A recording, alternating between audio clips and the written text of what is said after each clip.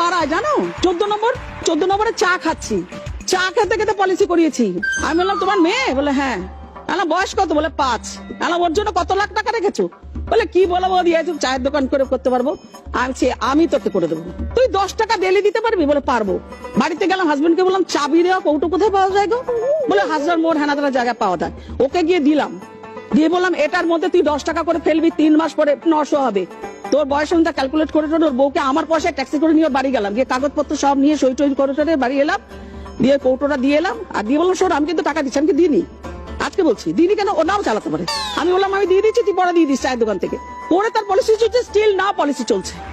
এক লয়ার আমার সন্তোষপুরের, সে বলেছে যে মিতাবতী আপনার মতো আমি এজেন্ট দেখিনি।